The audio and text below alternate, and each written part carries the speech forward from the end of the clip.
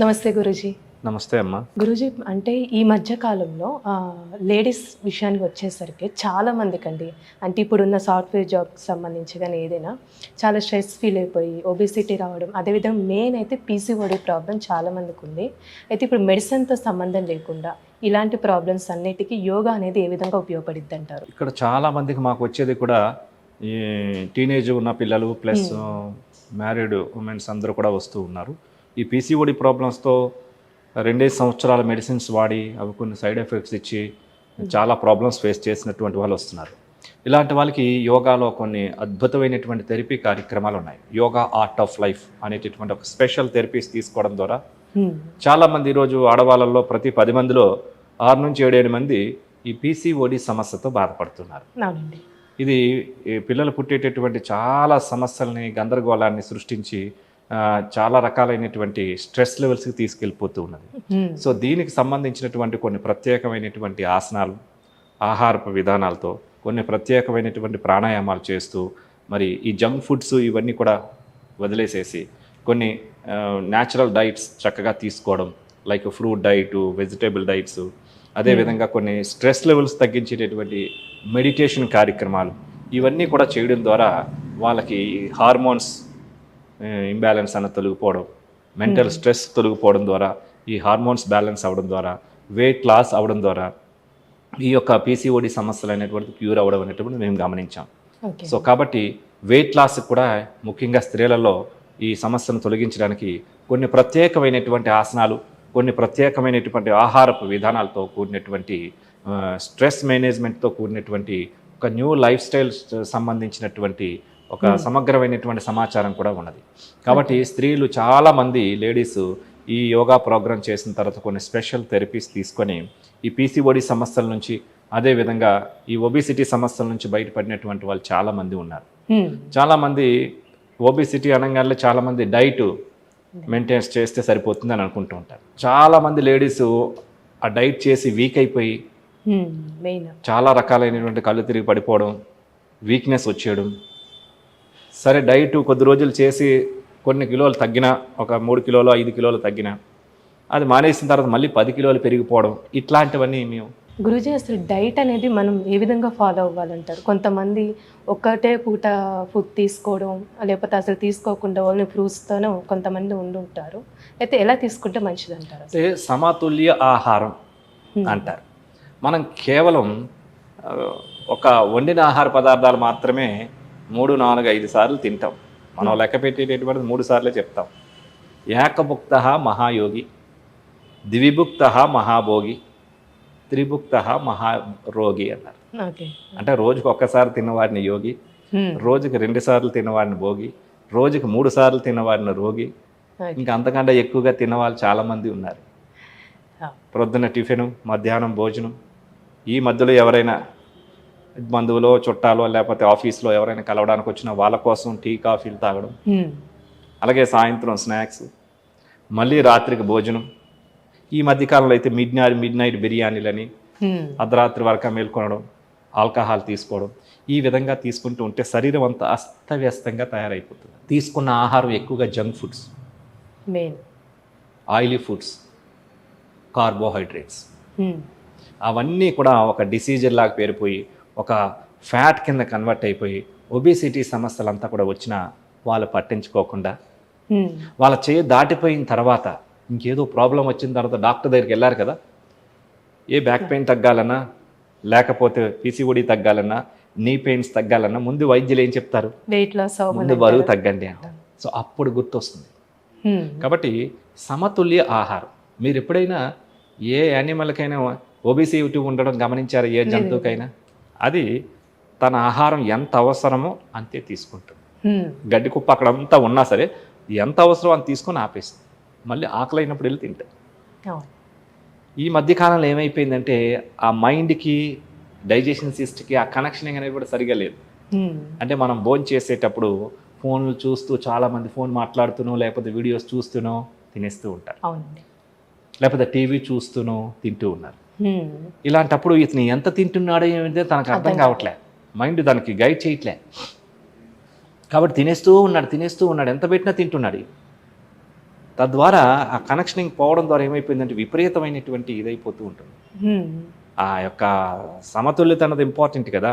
అందుకని భోజనం చేసేటప్పుడు మన పెద్దలు ఏం చెప్పేవారంటే మౌనం పాటిస్తూ చక్కగా ఆహారం మీద కాన్సన్ట్రేట్ చేసి తిన్నప్పుడు ఆ తిన్న ఆహారం మనకు చాలా సంపూర్ణంగా జీర్ణమై అది జీర్ణాశయంలో కలిసి ఆరోగ్య శక్తిగా మార్పు చెందేటటువంటి అవకాశాలు ఉండేవని చెప్తూ ఉంటారు. సో కాబట్టి ఏంటంటే ఎంత అవసరమో అంత తినాలి. అంటే మీరు ఎంత క్యాలరీస్ అవసరం, మీరు ఎంత క్యాలరీస్ బర్న్ చేస్తున్నారు, ఎంత క్యాలరీస్ తీసుకుంటున్నారు, ఈ మూడింటి బ్యాలెన్స్ను పాటిస్తూ తీసుకోవడం అనేప్పుడు సమతుల్య ఆహారం. అయితే కేవలం కుక్కుడు రైస్ మాత్రమే తింటూ ఉంటారు అన్నం మన సైడ్. అందుకని ఒబిసిటీ సమస్యలు ఎక్కువగా ఉంటాయి ఆంధ్ర తెలంగాణలో. ఇది కార్బోహైడ్రేట్స్ ఎక్కువగా ఉండడం ద్వారా తగినటువంటి ఆ క్యాలరీస్ బర్న్ చేయం కాబట్టి, అంటే ఎక్సర్సైజ్ కానీ యోగా కానీ చెయ్యం కాబట్టి.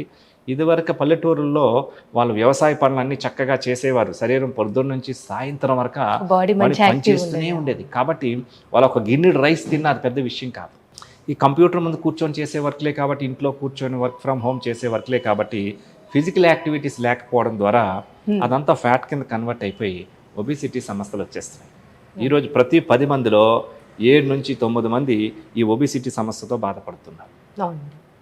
సో కాబట్టి ప్రతి ఒక్కరూ గమనించాల్సింది ఏంటంటే అసలు మీరు ఎంత వెయిట్ ఉండాలి అన్నది మీకు ఎంతమందికి తెలుసు అన్నది ఒకసారి ప్రశ్నించుకోవాలి. ఇప్పుడు ఒక సమస్య వచ్చిన తర్వాత, ఒక ఫంక్షన్కి వెళ్ళిన తర్వాత, అబ్బాయి ఇంతలా అయిపోయావేంటి, కొద్దిగా తగ్గు, చూడలేకపోతున్నాం అన్న తర్వాత ఏం కాదులే అని పట్టించుకోరు. ఇలా నలుగురు అడిగేటప్పటికి ఒక రకమైనటువంటి ఫీలింగ్ స్టార్ట్ అవుతుంది.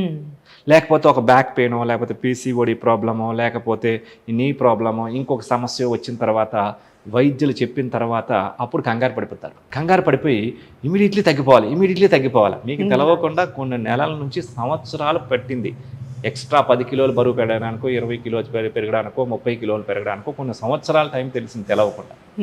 తెలిసిన తక్షణమే ఏమనుకుంటారంటే ఇమీడియట్లీ తగ్గిపోవాలి. బాబాయ్ తగ్గట్లేదు, వెయిట్ తగ్గట్లేదు, చాలా కష్టం అవుతుంది అని కంగారు పడిపోతుంది. అలా సడన్గా తగ్గడం కూడా మంచిది కాదు. కాబట్టి మీ హైట్కి ఎంత వెయిట్ ఉండాలన్నది మీరు తెలుసుకోవాలి. ఉదాహరణకి మీరు ఒక 5 feet 5 inches ఉన్నారనుకోండి, 63 kilos జెంట్స్ అయితే 63 to 64 ఉండొచ్చు. ఒక 2-3-4 kilos అటు ఇటు అయినా ఏం కాదు. లేడీస్ అయితే 60 kilos వరకు ఉండొచ్చు. ఇది ఒక ప్రమాణం అనేటువంటిది మనకు ఉన్నది. కాబట్టి మీ ఎత్తి ఎంత ఉన్నారు అన్నది ముందు మీరు తెలుసుకోవాలి. అలాగే మీరు ఎంత వెయిట్ ఉండాలి అన్నది తెలుసుకోవాలి. దాన్ని కరెక్ట్గా మెయింటైన్స్ చేస్తే ఫిజికల్ హెల్త్ కరెక్ట్గా ఉన్నట్టు. దాన్నే బిఎంఐ అంటాం ఇక్కడ, బాడీ మాస్ ఇండెక్స్ అని. ఆ బాడీ మాస్ ఇండెక్స్ అనేటువంటి తెలుసుకోవడం ద్వారా ఏమవుతుందంటే ప్రతి ఒక్కరు కూడా దాన్ని తెలుసుకొని ప్రతి నెల కూడా దాన్ని చెక్ చేసుకొని కరెక్ట్గా ఉంటే బాడీలో ఇన్నర్ ఆర్గాన్స్ అన్నీ కూడా వాటి యొక్క కరెక్ట్ విధుల్ని అవి నిర్వర్తిస్తూ ఆరోగ్యవంతంగా పనిచేస్తాయి. ఇప్పుడు ఒక వ్యక్తి తను ఉండాల్సినటువంటి వెయిట్ కన్నా కూడా సుమారుగా 20-30 కిలోలు ఎక్స్ట్రా ఉన్నారనుకోండి, మనం ఈరోజు బస్ దిగో లేకపోతే కారు దిగో మనం ఒక 10 kilos బ్యాగ్ని ఇంట్లో ఒక అపార్ట్మెంట్లోకి తీసుకెళ్లేటప్పుడే చెయ్యి లాగేస్తూ ఉంటుంది, నొప్పి వస్తుంది. మరి 24/7 ఆ 20 kilos 30 kilos అంటే మీరు ఎంత ఎక్స్ట్రా ఉంటే అంత వెయిట్ బాడీలో ఉన్నప్పుడు అంత వెయిట్ని అన్ని ఆర్గాన్స్ మోస్తున్నాయిగా, వాటి లైఫ్ స్పాన్ తగ్గిపోతుంది. కాబట్టి మీరు బిఎంఐ చెక్ చేసుకుంటే మీరు ఉండాల్సినటువంటి హైట్కి వెయిట్ ఎక్కువగా ఉన్నప్పుడు మీ యొక్క ఏజ్ కూడా మారిపోతుంది. మీకు 30 years అయితే అదేదో 40 years లా చూపిస్తూ ఉంటుంది. అంటే 40 years ఏజ్డ్ ఉమెన్ ఎలా ఉంటుందో ఆవిడ బాడీ కండిషన్ అలా ఉంటుంది. సో బాడీ యొక్క సామర్థ్యం తగ్గిపోతుంది, రోగనిరోధక శక్తి తగ్గిపోతూ ఉంటుంది, వాటి యొక్క లైఫ్ స్పాన్ తగ్గిపోతూ ఉంటుంది ఇన్నర్ ఆర్గాన్స్ యొక్క. కాబట్టి ఆ ఎక్స్ట్రా ఉండకూడని వెయిట్ అంతా కూడా తక్షణమే తీసేయాలి. లేకపోతే ఇది అనేక రకమైనటువంటి అనారోగ్య సమస్యల్ని మీరు కావాలని వెల్కమ్ బ్యానర్ కట్టి ఆహ్వానించిన వాళ్ళు అవుతారు. అయితే మన లైఫ్ స్టైల్ని ఏ విధంగా చేంజ్ చేసుకుంటే మంచిది అంటారండి ఇలాంటి ప్రాబ్లమ్స్ ఉన్న వాళ్ళు? అంటే లైఫ్ స్టైల్ని అంటే మీరు సమతుల్య ఆహారం తీసుకోవడం. అంటే ఒక టైం టు టైం బ్రేక్ఫాస్ట్లో చక్కగా వెయిట్ ఉన్న వాళ్ళైతే కార్బోహైడ్రేట్స్ తగ్గించుకొని విధంగా ప్రోటీన్ డైట్ లాంటివి తీసుకోవడం, మొలకెత్తిన విత్తనాలు, పెసరట్ లాంటివి, నట్స్ లాంటివి, ఈ స్ప్రౌట్స్ లాంటివి ఇలాంటివన్నీ ఉండే విధంగా చూసుకోవడం. మధ్యాహ్నం కూడా కుక్కుడు రైస్లో కొద్దిగా 50% తగ్గించుకొని అందులో సాలడ్స్, కొద్దిగా స్ప్రౌట్స్, ఫ్రూట్ డైట్ తీసుకోవడం.